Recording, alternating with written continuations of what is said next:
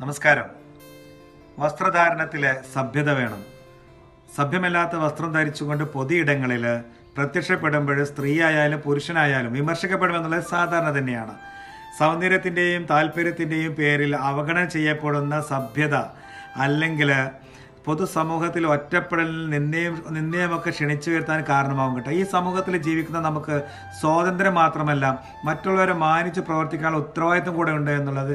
ഓരോ വ്യക്തിയും നമ്മൾ സ്വാതന്ത്ര്യത്തോട് അനുയോജ്യമായ വസ്ത്രം ധരിക്കാനൊക്കെ അവകാശമൊക്കെ ഉണ്ടെങ്കിലും ഒരു സാമൂഹികവും സാംസ്കാരികവുമായ അനുകൂലമായ രീതിയിൽ ആയിരിക്കണം എന്നുള്ളതാണ് എനിക്ക് പറയാനുള്ളത്. സഭ്യമല്ലാത്ത വസ്ത്രം ധരിക്കുമ്പോൾ അനാവശ്യമായ വിമർശനങ്ങളൊക്കെ അപമാനങ്ങൾക്കൊക്കെ വിധേയമാകാൻ സാധ്യത കൂടുതലാണ്.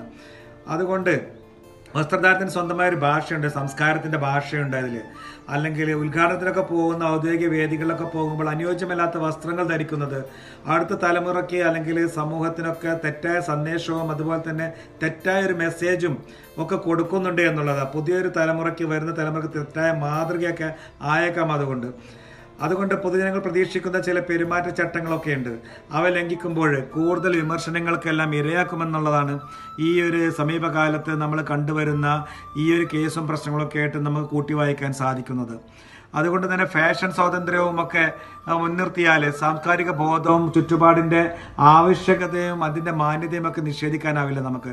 പക്ഷേ വസ്ത്രധാരണത്തിലെ ശീലങ്ങൾ മാന്യവൽക്കരണമെന്ന് മാത്രമല്ല, ബഹുമാനത്തിൻ്റെ വെളിപ്പെടുത്തലും കൂടിയാണ് ഈ വസ്ത്രധാരണം എന്നൊക്കെ പറയുന്നത്. എല്ലാവർക്കും നല്ലത് വരട്ടെ. വസ്ത്രധാരണത്തിൻ്റെ പേരിൽ ഈ ഡേക്ക് നടന്നുകൊണ്ടിരിക്കുന്ന ഇതുപോലെയുള്ള അറസ്റ്റുകളും പ്രശ്നങ്ങളും വിമർശനങ്ങളും ഒക്കെ ശ്രദ്ധിച്ചുകൊണ്ട് കൈകാര്യം ചെയ്യാൻ നമുക്ക് സാധിക്കട്ടെ എന്ന് ഞാൻ ആത്മാർത്ഥമായിട്ട് ആഗ്രഹിക്കുന്നു. എല്ലാവർക്കും നമസ്കാരം, സ്നേഹം മാത്രം. Thank you.